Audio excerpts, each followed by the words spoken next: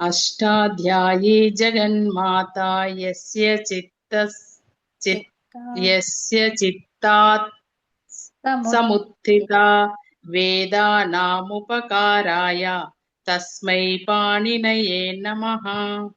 सदाशिवसमारम्भां तथा पाणिनिमध्यमाम् अस्मदाचार्यपर्यन्तां వందే గురు పరంపరాం. నమస్కారం అండి.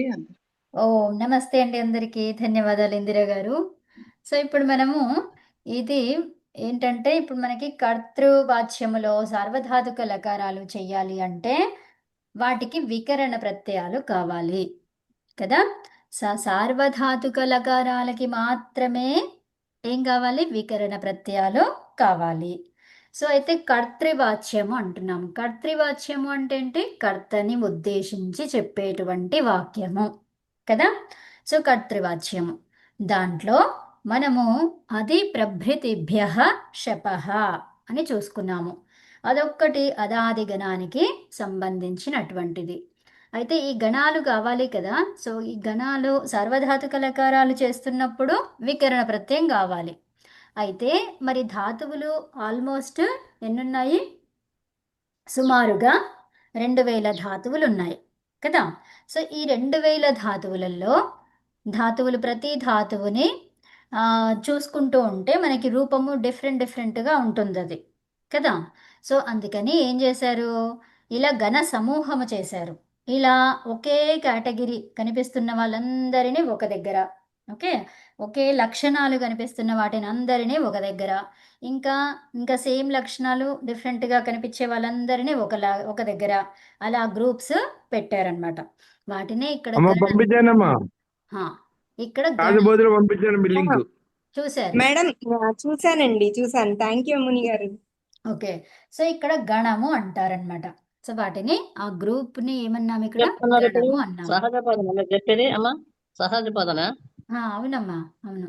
సో గణము గణాలు గణాలలో మరి డిఫరెంట్గా అని అంటున్నాం చూడండి. ఆ డిఫరెంట్ అనే దాన్ని ఏమన్నారు? వికరణ ప్రత్యయం అన్నారు. ఓకే. ప్రతి దాంట్లోనూ ప్రతి ధాతువులో ఆ గణములో డిఫరెంట్గా ఉండేటువంటి ప్రత్యయాలు ఉన్నాయి. సో వాటిని ఏమన్నారు? వికరణ ప్రత్యయాలు అని. ఓకే. ఆ వికరణ ప్రత్యయాలు ఎన్నున్నాయి? అసలు ఎన్ని గణాలు చేశారు అంటే 10 గణాలు చేశారు. ఆ వికరణ ప్రత్యయాలు మరి 10 గణాలంటే 10 రావాలి కదండి, అవునా?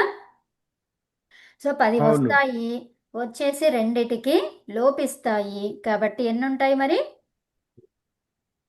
8 ఉంటాయి. 8 మనకు కనిపిస్తాయి. ఓకే.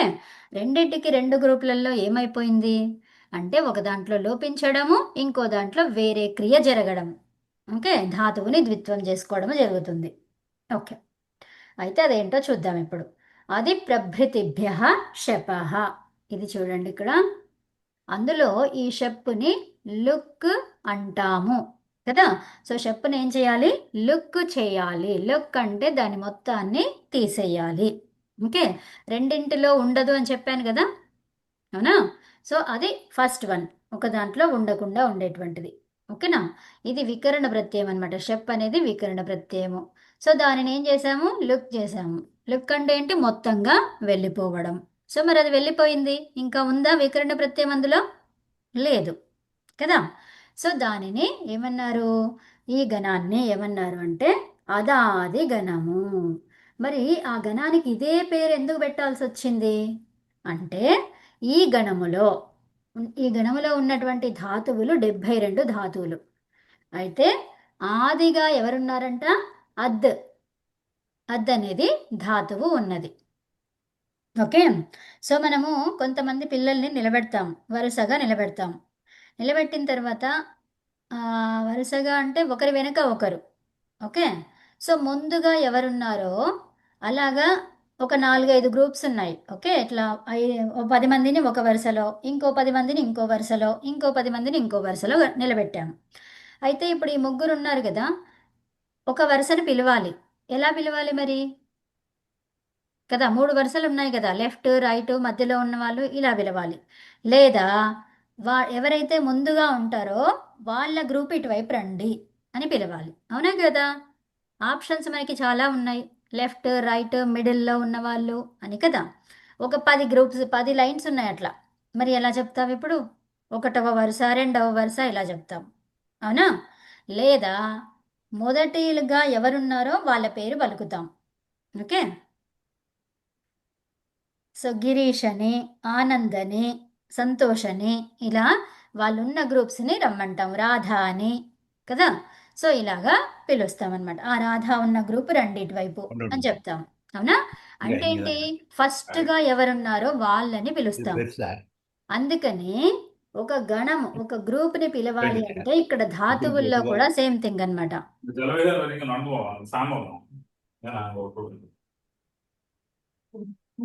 మీట్లో ఉండడం దయచేసి. యా. సో అయితే ఆ గ్రూప్లో ఉన్నటువంటి వాళ్ళు ఎవరు అని అంటే ఏం చేస్తాము? ఇవి ఆప్షన్స్ ఉంటాయి. అట్లాగే మహర్షి పాణిని కూడా ఏం చేశారు? మొదటిగా ఉన్న ధాతువు ఏదైతే ఉందో, ఓకే, సో అది మన ఆప్షన్ కదా. మొదలుగా ఎవరిని పెట్టాలి అంటే మన ఆప్షన్ అది. అట్లాగే మహర్షి ఆప్షన్లో ఆయన ఏం చేశారు? అద్ అనే ధాతుని ఫస్ట్ తీసుకున్నారు. ఓకే. అది కాకుండా ఇంకెవరిని కూడా తీసుకోవచ్చు కదా అంటే అవును తీసుకోవచ్చు, కానీ వారు అలా తీసేసుకున్నారు, అయిపోయింది కదా. కాబట్టి అదాది, అద్ అనే ధాతు పైగా ఉంది కాబట్టి, ముందుగా ఉంది కాబట్టి దానికి ఆ గణానికి ఏమని పేరు పెట్టారు? అదాది గణము. అదాది గణములో ఎన్నున్నాయి? 72 ధాతువులు ఉన్నాయి. అందులో షెప్ ఏమవుతుంది? షెప్ అనేది ఒక వికరణ ప్రత్యయం. ఆ వికరణ ప్రత్యయం ఏం చేస్తుంది అంటే బైండ్ చేస్తుంది. ఎవరెవరిని బైండ్ చేస్తుంది? ప్రకృతిని, ప్రత్యయాన్ని. ఓకే. సో ప్రకృతిని, ప్రత్యయాన్ని, ఈ ప్రకృతి ప్రత్యయం కలిస్తే ఏమైంది? పదమయ్యింది. ఏ ప్రకృతికి ఏ ప్రత్యయం తీసుకురావాలి అంటే ధాతు ప్రకృతికి ఏం తీసుకొస్తాము? తింగు ప్రత్యయం తీసుకొస్తాం. అప్పుడు అది ఏమవుతుంది? పదం అవుతుంది. ఆ తింగు ప్రత్యయం ఈ రెండు ఉన్నాయి కదా, ఈ రెండిటిని బైండ్ చేయడానికి వచ్చింది ఎవరు? వికరణ ప్రత్యయం. ఓకే, అర్థమైందా? మరి ఆ వికరణ ప్రత్యయం ఎప్పుడు వస్తుందంట? ఈ కర్తరి ప్రయోగం చేస్తుంటే కర్తృవాచ్యములోనే వికరణ ప్రత్యయం వస్తుంది. అర్థమైందా? కర్తరి వాక్యం నువ్వు చేస్తున్నావా, అది వస్తుంది. తర్వాత ఇంకా ఎప్పుడు వస్తుంది? ఇది ఏంటి, వీరు ఎన్నిసార్లు వస్తున్నారు? అయ్యం ఎవరండి? లోపలికి రాలేకపోతున్నారు ఎందుకో.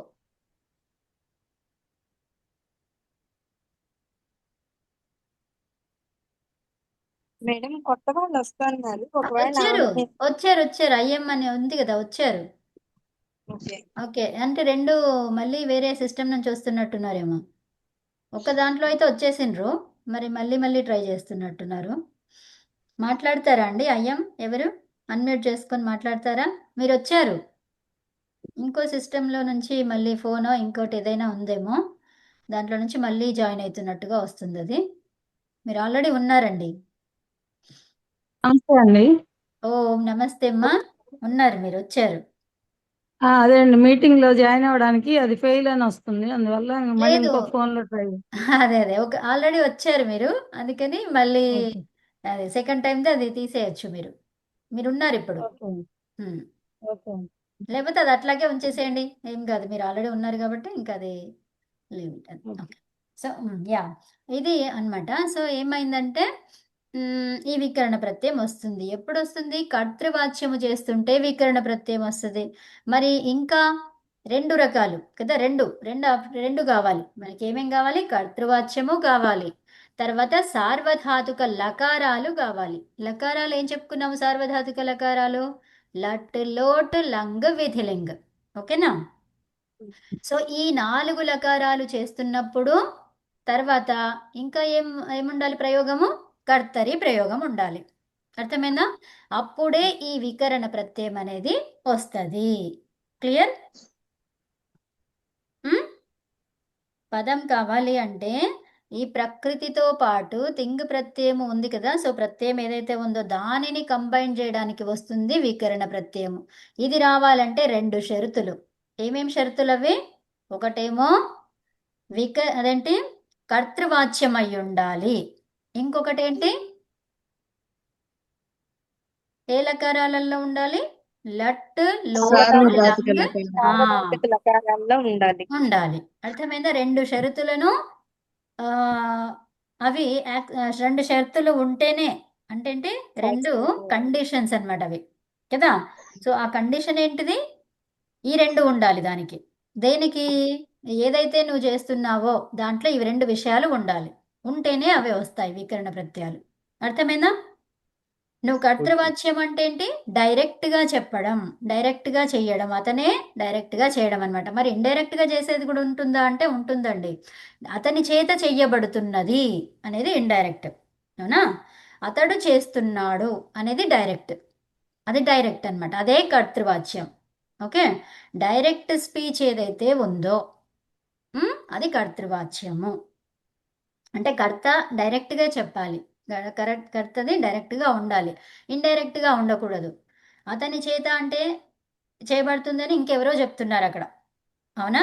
అతని చేత చేయబడుతుంది అని ఎవరు చెప్తున్నారు? వేరే వాళ్ళు ఎవరో చెప్తున్నారు, అవునా? సో అతడే చేస్తున్నాడు అని ఎప్పుడు చెప్తాడు? అతను చేస్తుంటేనే చెప్తాడు కదండి. ఉమ్? కర్తృవాక్యంలో హా, సో అది నేను చేస్తున్నాను అంటాడు, అవునా? అర్థమైందా? అర్థమైందమ్మా. తర్వాత నేను నువ్వు చేస్తున్నావు కదా. మనం చెప్తున్నాం, అది కూడా చెప్తున్నాం, కరెక్టే. తర్వాత అతడు చేస్తున్నాడు అంటే మనమే చెప్తున్నాం వేరే వాళ్ళు చేస్తున్నారని కదా. అతడి చేత చేయబడుతుంది అంటే ఇండైరెక్ట్ గా ఇండైరెక్ట్ గా చెప్తున్నాం మనం, అవునా? సో అది సో కాబట్టి కర్తృవాచ్యం ఎప్పుడు కూడా డైరెక్ట్ స్పీచ్. ఓకే, తర్వాత ఇంకేమై ఉండాలంట? సార్వధాతుక లకారాలు. అంతే, సార్వధాతుక లకారాలు అంటే ఈ 4 లకారాలు చేస్తుంటేనే వికరణ ప్రత్యయం వస్తుంది. ఈ వికరణ ప్రత్యయం రావాలంటే 2 షరతులు ఉంటాయి.